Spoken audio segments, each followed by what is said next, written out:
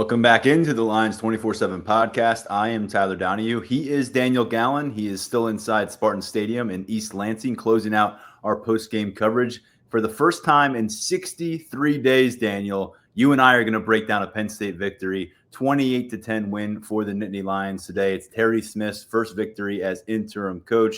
It was a 14-10 game forever, it felt like. The third quarter was not the prettiest performance on either side of the ball offensively, but Penn State breaks through with a couple late touchdowns, one that was off a 9-minute drive in the fourth quarter, another that was a quick sprint after another quick sprint by Kaytron Allen, and the end result is that 28-10 victory, 21 points unanswered for Penn State after trailing 10-7 in this game. And Daniel, we're going to lean on your in-person perspective because for a long time, we've been talking about, is this locker room broken? We're going to check on where they are in postgame. Our guys crying. Now it's our guys crying of joy because we know how much these players appreciate what Terry Smith has meant to them. We know how passionate Terry Smith has been about kind of shepherding this group through a very difficult time since James Franklin's firing a month ago. So let's start with what you heard, because I know you were in the media room waiting for Terry's postgame press conference, but you didn't even have to wait until then to get the pulse of Penn State after a victory. Yeah, Tyler, when you talk about the length of time it's been since we've broken down a win together, I think technically for us it might be 70 days because I was not at that Villanova game.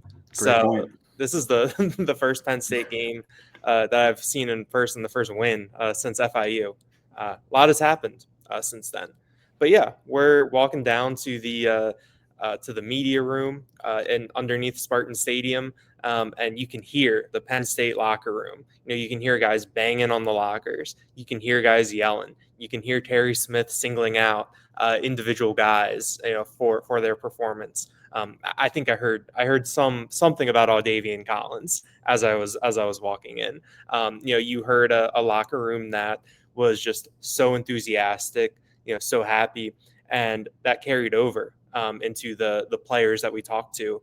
In the media room. I think that we saw the love and affection, and I think I'd even go, I think in the story I just published on Lions 24/7, like I'd go as far to say adoration that these players have for Terry Smith, the role that he occupies in this program, but also in their lives. And I don't think it was lip service when you heard guys say that we want to win one for Terry. Like we want to get, win for Terry would mean so much. They finally got one. And I think you could really tell in the way that the players were talking about it, what this means.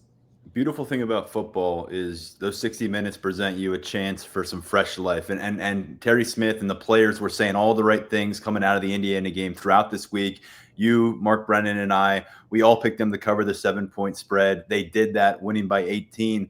But the reaction after this game, this is a 4-16 big picture. But if they're 10-0 in East Lansing in the locker room, do you think it would have been as loud as it was tonight? No, I mean, I think that you have to, reset, to borrow Terry Smith's term. You have to reset where you are. We have to alter our expectations. And I know for some, for a group of certain fans, and, I've been a fan of teams that have fallen on their face before too. I think that everyone wanted this team to be 10-0. I think everyone thought at worst they'd be 8-2 right now. Maybe 7-3 and needing to rally to, get a playoff spot. But that's not how things went. And it's okay to move the goalposts a little bit, to mix metaphors. Like, I think that what we saw today, what we heard after, what we saw from these players, like, to be incredibly cliche, like it's why you play the game. Like, this is what it is about at its essence. And I think Ethan Grunkemeyer had that quote last week where he said, you can't sim to the end. And we know that, there's, probably a good portion of this fan base that wants to, probably a pretty vocal minority that is like, let's get this new coach signed. We want him recruiting. We want him keeping that class of 2026 together. We want him to bring his quarterback to go into the transfer portal. But like, that's all paperwork. That's all spreadsheets. Like, that's all like database work. Like, you've got 60 minutes to watch your guys, your favorite team play on the field. So, tune in. And obviously it was not a pretty 60 minutes. There were 15 minutes of it that I think were pretty atrocious outside of the punting. But you got the end result. I mean, I think if I was a Penn State fan, like I would feel really good. I would almost take what Terry Smith said. You take tonight to celebrate it, then tomorrow you reset. That's when, as a fan, like you can worry about everything else. I don't want to, police how people should be fans of their teams, but like, I think that you tune in to watch guys play. You tune in to watch games. Like you don't follow sports, for the spreadsheet stuff. That's how I kind of look at it. And I think today we got some real humanity that I really appreciated. Yeah, and checking some of the responses to stuff I put out on social media, some of the stuff on our message board. I don't know if they scurried away and hid under a rock for the night, but some of the who cares crowd vanished. Mm-hmm. People who were saying, who cares that they played Indiana tough? Who cares? They stink. This team stinks. That crowd was gone tonight. And the people that I saw were pouring a lot of praise and pride toward Terry Smith and toward this Penn State team tonight, regardless of their record, these 60 minutes of action, what they saw, especially in the final 15 minutes, and then what they saw on the sideline as this one was coming to a close. You saw Terry Smith get the Gatorade shower as though they just won the Super Bowl. It's his first ever victory as a head coach at the college level. You saw him on the shoulders, raised above his team. They carried him around.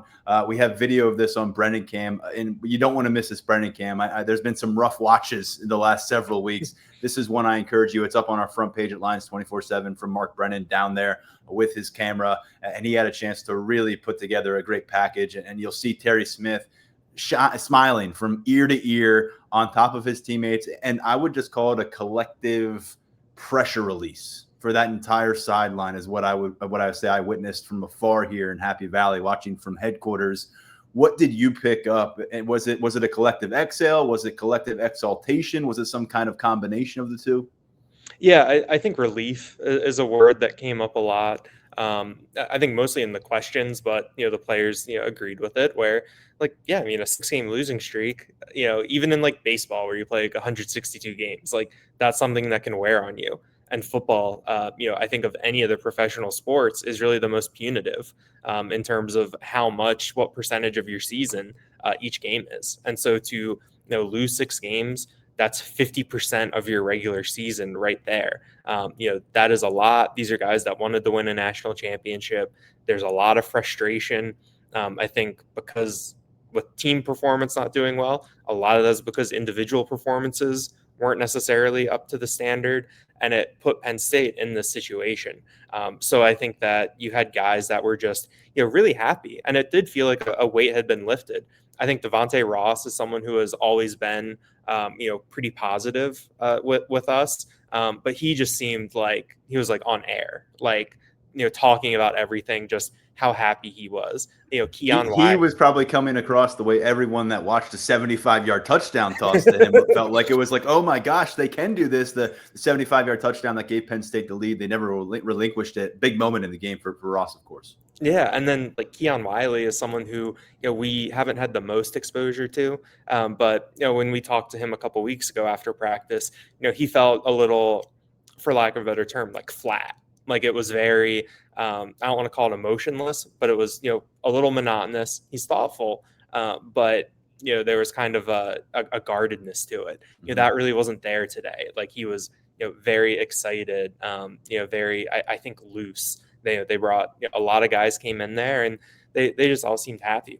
I think the one thing too from our vantage point with Terry Smith, and you talk about the way that the celebration happened, I think it shows what he means to everyone on the team. Like the way that he told it is that Danny O'Brien did the misdirection to distract Terry Smith so that he could get the Gatorade shower. And for the Gatorade shower, it was Zion Tracy and a staffer, and then Elliot Washington and a staffer, and then Zion Tracy and Zachy Wheatley. So you got the defensive backs. But then the guys that are putting Terry Smith up on his shoulders, it's the offensive linemen. Like it's Vanga Ioane and Anthony Donka. I think that shows that like this whole team has rallied around him, and that even though Terry Smith was the cornerbacks coach, he's meant something to everyone on this team. And really grown into that. And I think that is something that's pretty significant.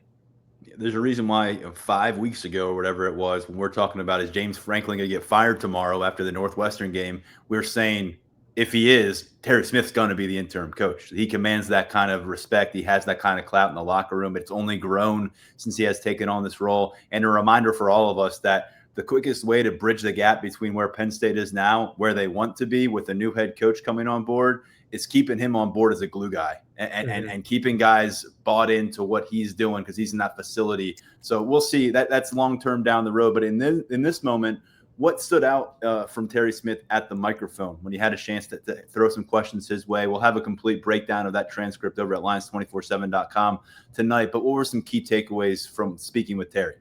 Yeah, I mean, I would definitely watch the video that Mark posted on Lions 24/7. Like, even if you're someone who doesn't normally, watch the press conference videos, I think this one is a really good watch. I think the one thing that I thought was kind of funny is that the Smith's wind up, like, he's not as extensive as James Franklin was in terms of going through the different categories and things that they won, things that they lost, key moments.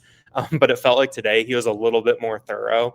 And part of me wondered if he was filibustering a little bit to put some of the questions off because he knew they were going to be all about him. But yeah, I mean, he was emotional. He didn't cry. There's a couple moments that I thought he might. He got asked, where does this rank in his career?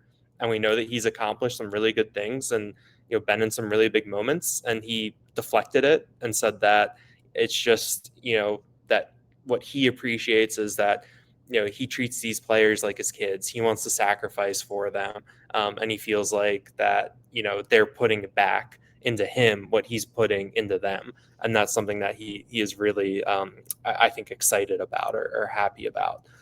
But yeah, I mean, he's just he had a lot of good lines. It was very his style. He's pretty concise, gets his point across, and I think he communicated a lot of really big feelings and big ideas in terms of where he fits in the history of Penn State, what this moment means, what this is going to mean for players, for himself, for the program moving forward, and everything that goes along with that.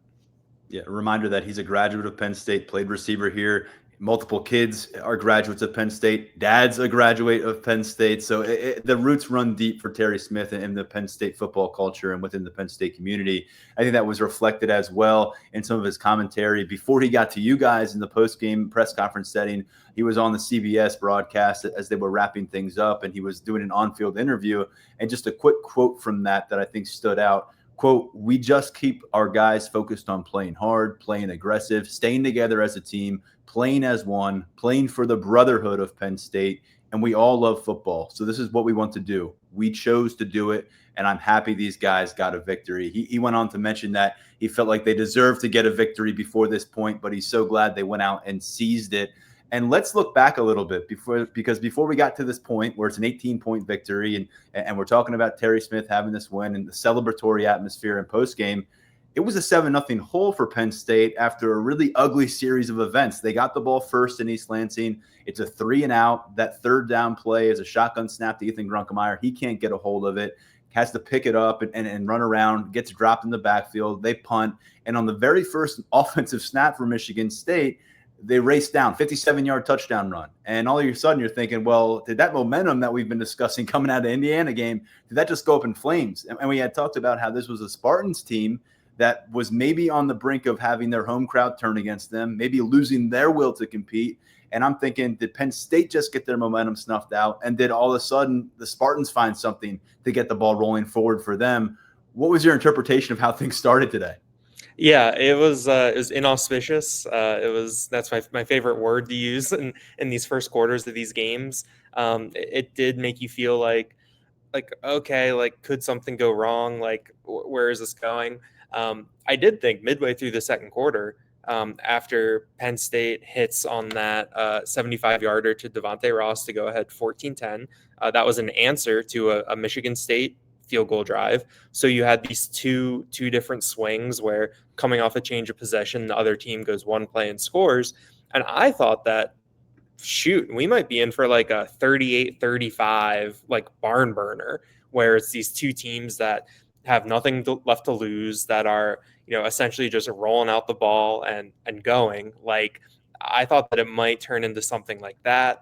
Of Nope. course, this is the Big Ten, and you're in East Lansing in November. So that's kind of that's kind of the type of game that it settled into. I think Terry Smith said after the game, I think he said, yeah, that was a Big Ten football game, and it really was. But yeah, I mean, it made you wonder, about where Penn State was, for the Michigan State quarterback Aiden Childs was out. He was spotted in a boot.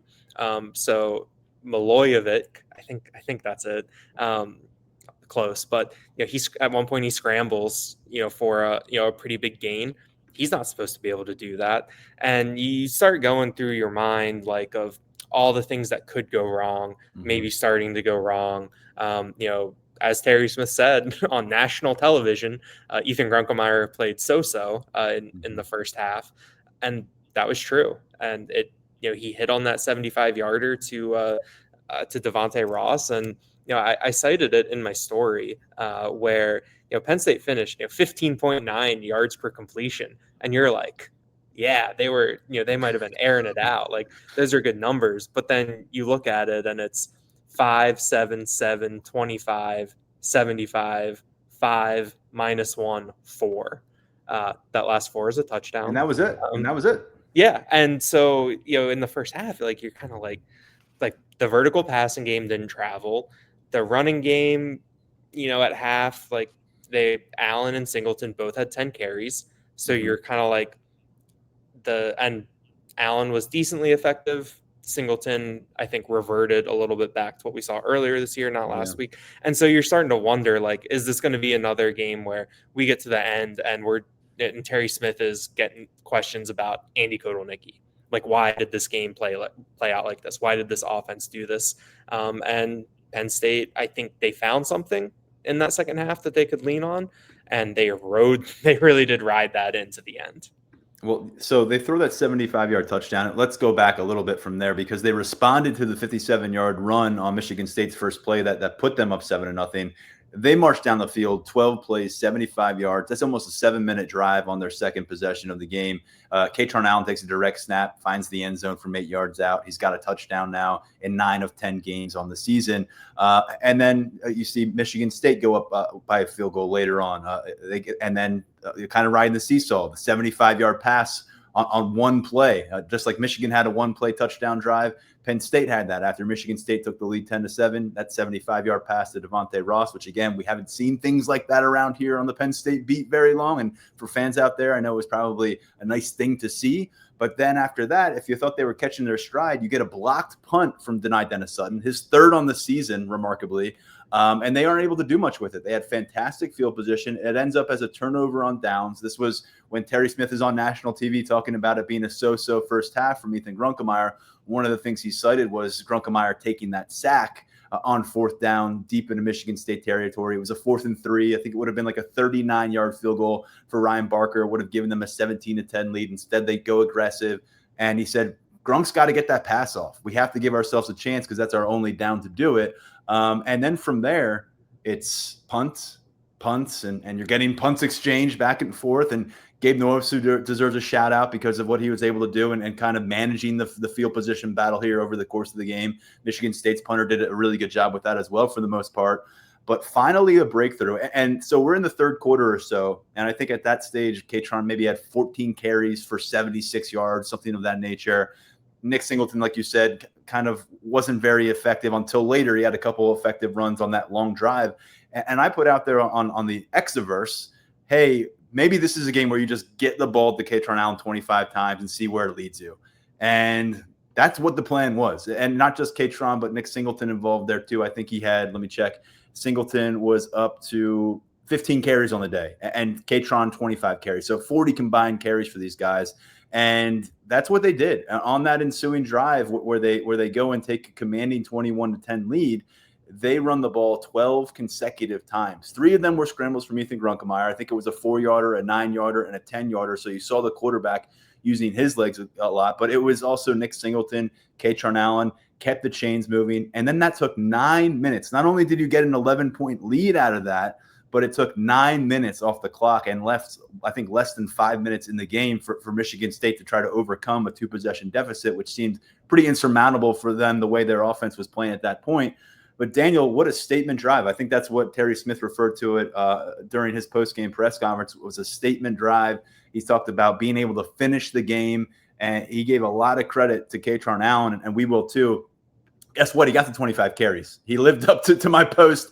25 carries exactly, a career best 181 yards, over 7 yards per carry. And a big part of that, it went 40 plus when they got the ball back after a strip sack from Zion Tracy, leads to a recovery for Darius Dixon. We'll talk about the freshman cornerback a little bit more down the road. But you're up 21-10. There's a few minutes remaining. You're like, are they going to find a dagger here? Yeah, Kaytron did. He went 40 plus on one run. The very next play goes 24 yards. Kicks the door down again, 2 touchdowns on the game.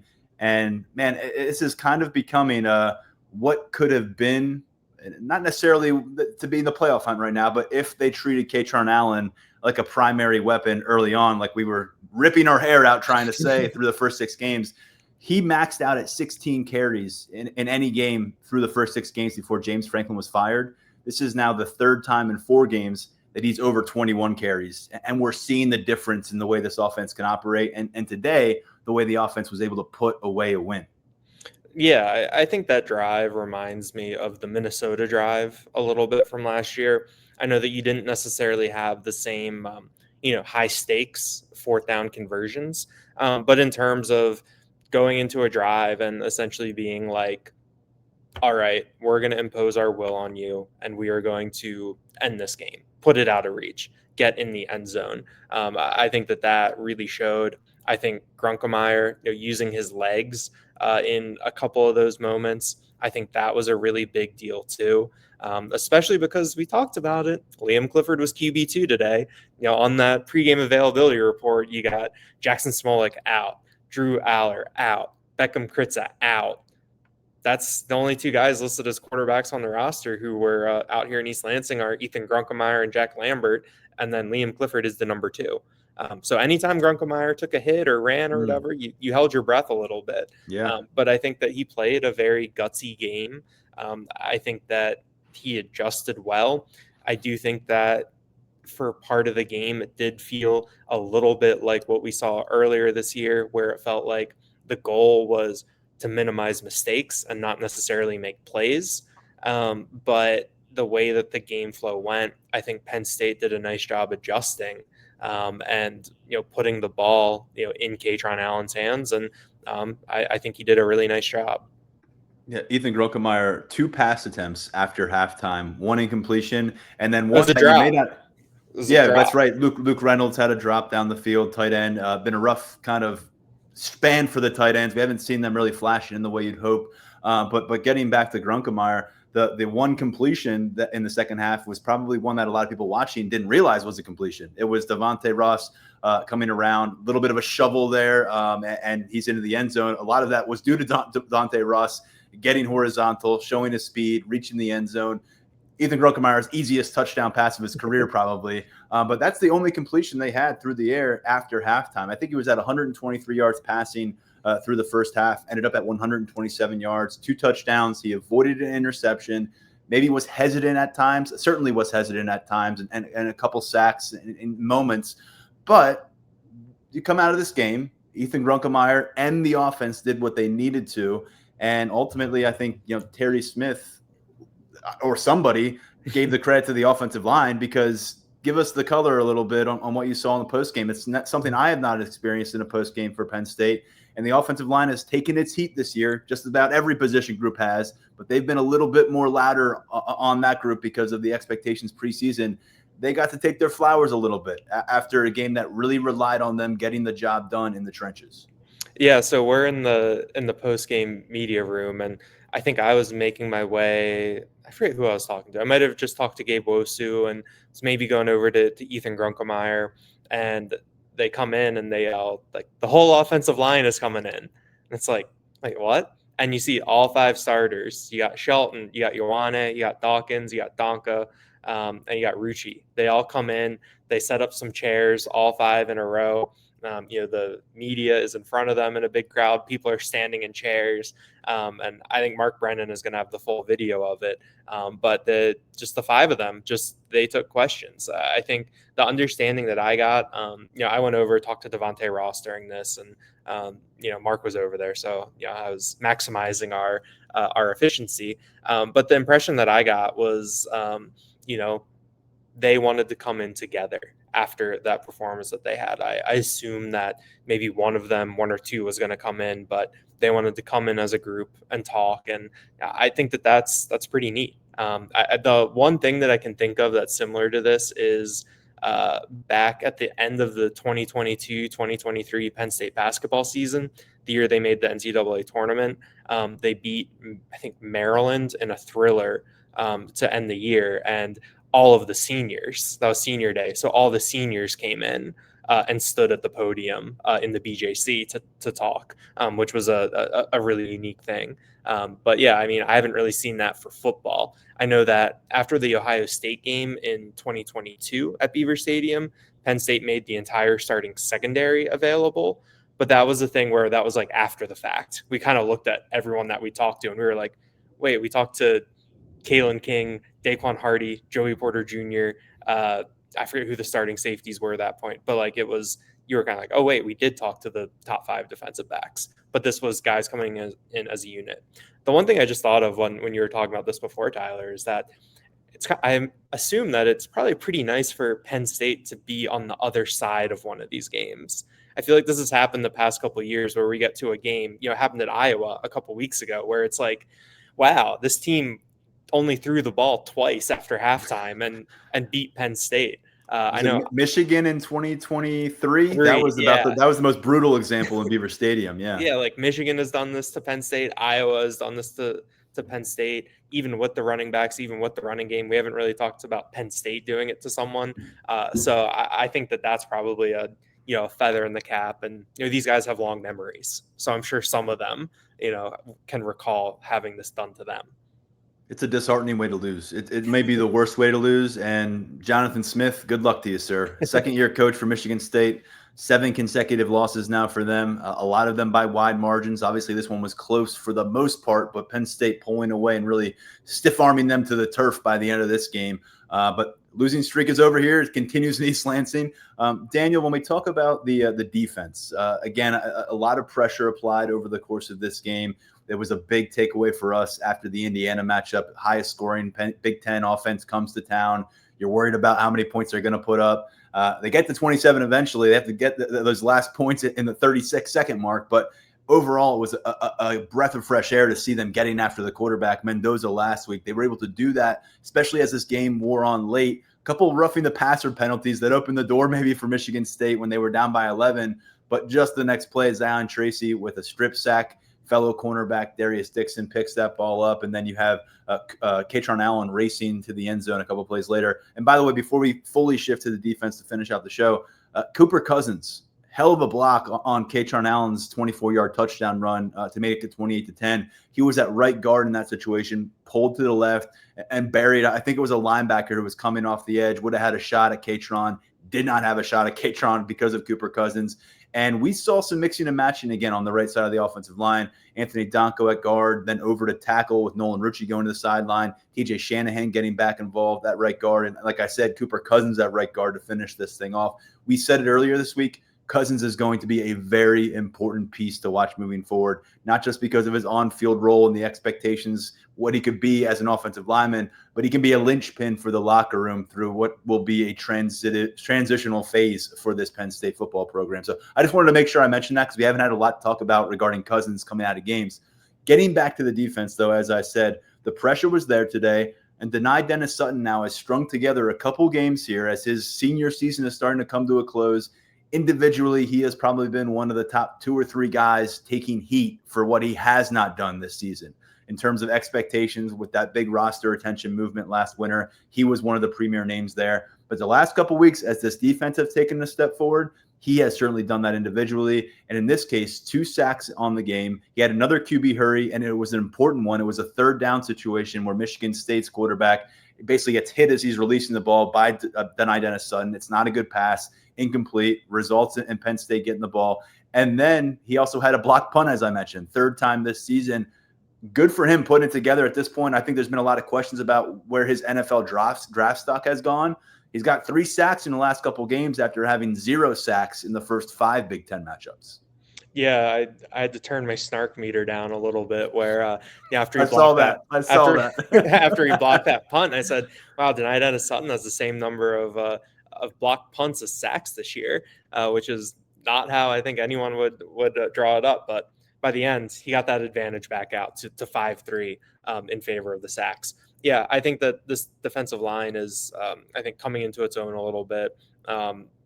I think they did some nice things. I think the pressure looks are helping, and got to give those cornerbacks and those safeties, I think, some credit for, getting home, making things happen, and being disruptive. One other guy I want to give some credit to because we haven't talked about him a bunch, Keon Wiley. Last time he played Michigan State, he had a sack in Detroit in the Big Ten finale back in 2023. He ends up missing the entire 2024 season with an injury. He's a guy who's had a bigger role of late, that when they go 3 linebacker sets and when they're facing and preparing for a run stoppage, he showed up today. He had a couple tackles for loss. One of them was a sack.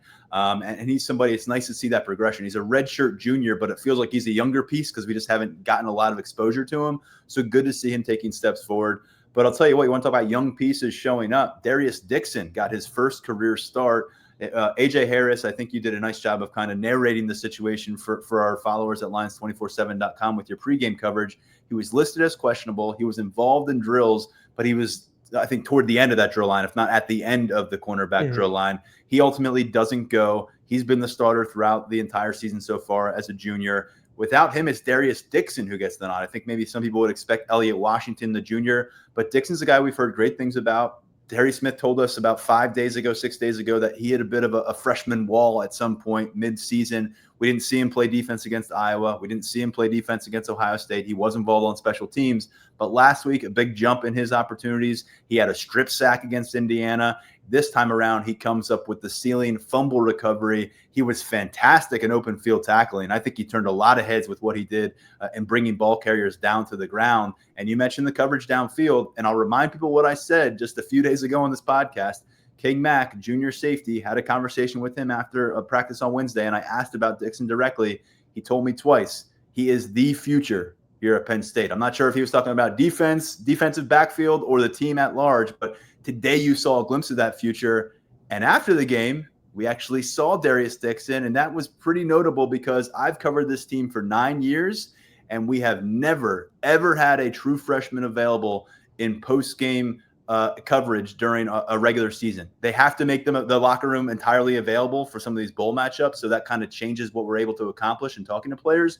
But true freshmen have never been available during the regular season, predating my time, I believe, too. So we're talking about a decade. I don't know if it runs the entire 12-year gamut of James Franklin, but that was a sign that Terry Smith is starting to put his own stamp on the process here at Penn State. Yeah, I think it's one of those things that, maybe some people it might fall into the who cares category for some people, but I think it's very unique because it gives us the chance to actually talk to guys and actually get to know them. And we've said this, like we've talked about this so much, where it's like by the time most of these kids get into college, given the recruiting coverage that they go through now, like they're all ready. Like, and Darius Dixon, sounded like he'd been in the program for 3.5 years. Like that was just the way that he carried himself. But yeah, I think that he had just a really solid game. I think that you make a great point about the open field tackling. He's really physical. He laid some hits, and he had a couple of those hits where it's at the angle that he goes into the guy with the shoulder, where you immediately look to see if the ball popped out. I think that's the way that he plays. That's how he's going about things. Talking to him post game, he talked a lot about his appreciation for Terry Smith. I think he had some good insight into his physical style, how he goes about things. And I also I leveled with him. I said this is a bit of a esoteric or meta question, but we don't get to talk to freshmen, and so what has this been like for you? What is this like? And he said that it's been it's been an interesting year, given what the expectations were, how they were going. And I told him, I was like, you came from a program at Mater Dei where you didn't lose games.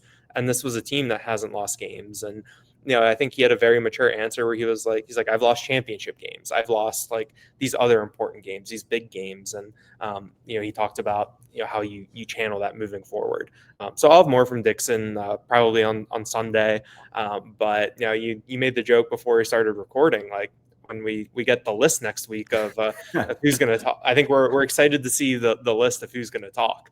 It was pretty funny. Like, I was talking to Keon Wiley when they brought Dixon in, and I, when I heard his name, I popped up, and then one of the other reporters, she popped up immediately too, and we made eye contact, and we were like, wait, who? Like, what? And then, someone else said that, like, if he didn't have his backpack there, they missed the announcement that he was coming in, and if he hadn't had his backpack there with his name tag, they wouldn't have known who he was. Yeah. So it's pretty funny, and I think that made for a unique post game atmosphere, and I think it shows that Terry Smith is the boss. He's gotten that question a couple times where it's like kind of like, how much power do you really have? Like, what can you really do?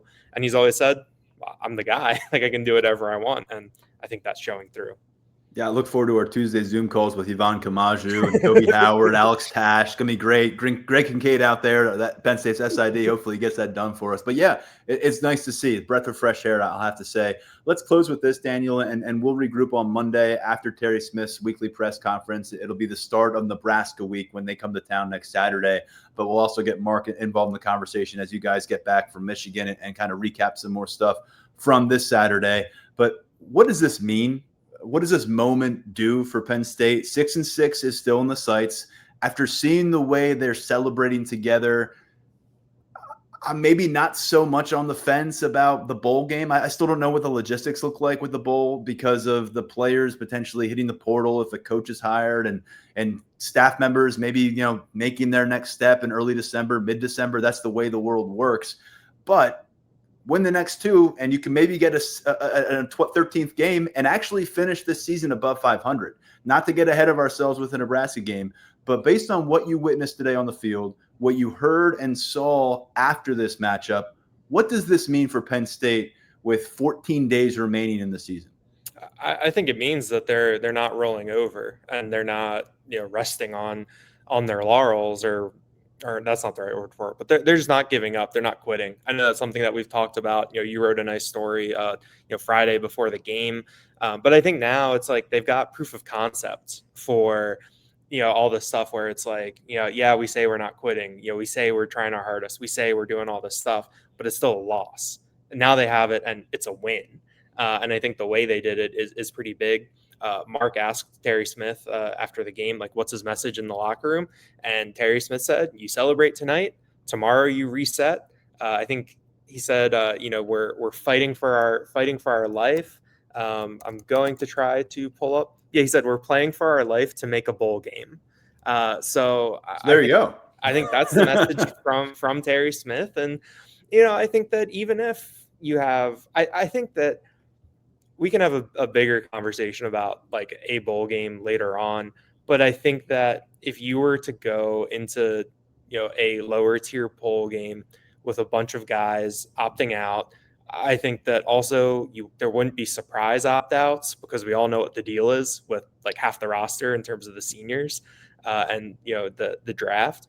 But I think that it would be very different than the Peach Bowl, where it was like all these guys opted out and it gets really messy and like that was the carcass of a really good team in Atlanta. This could maybe be a peak towards spring ball a little bit in some regards. And the caveat here we have to add, Daniel, is maybe there's a new head coach full time on campus within a few days of Thanksgiving. And what do those few weeks mean for him to be able to monitor, to be able to gauge the team? Yeah, and like some of our colleagues have been complaining about the possibility of like the Pinstripe Bowl like in December. But to me, I'm like, theoretically it could be us getting the chance to spend time with a bunch of players that we really haven't spent time with, whether they're veterans who have been in the program for like 4 or 5 years, but were walk-ons or like, are 4th or 5th on the depth chart, or young players who are, going to be the future of the program.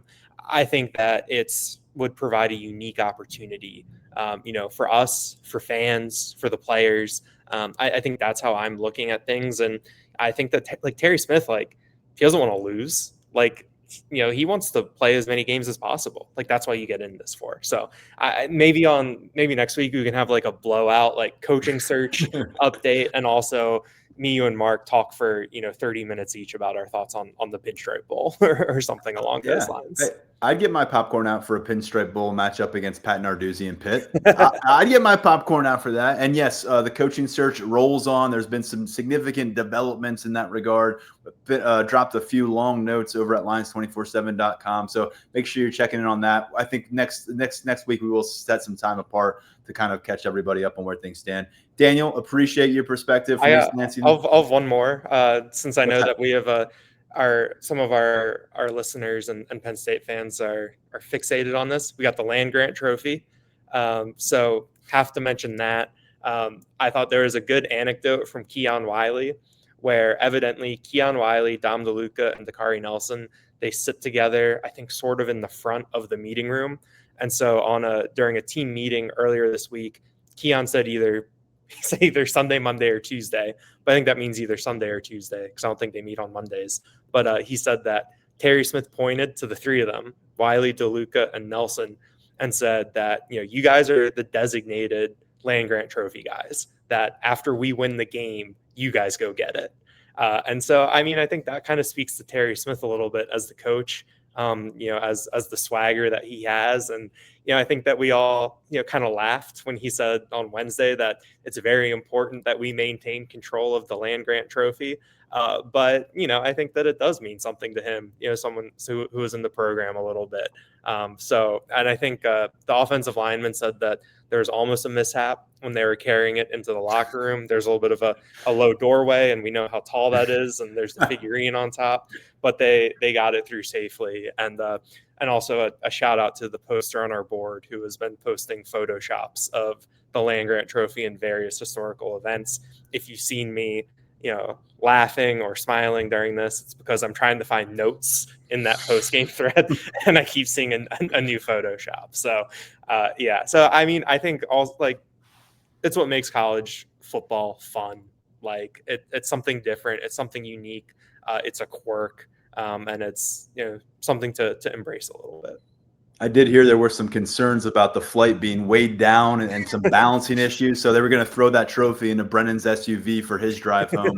We'll see how that turns out. Appreciate it, Daniel. I'll let you get back to your hotel and get it done. And we'll talk to you real soon. And thanks to everybody for listening. And congratulations to Terry Smith, who's been great to deal with for the last 9 years for me. And I know for the last several for you in his cornerbacks role and a recruiting coordinator role. Really cool to see him have this moment. Very cool to see the team rally around him and get it done here as Penn State picks up a long-awaited victory. We'll come back to you with some fresh episodes next week. Don't miss all our post-game coverage, snap count breakdown, report cards, and all that stuff, including a Brennan cam you don't want to miss over at Lions247.com. For Daniel, I'm Tyler Donahue. This has been the Lions 24/7 podcast.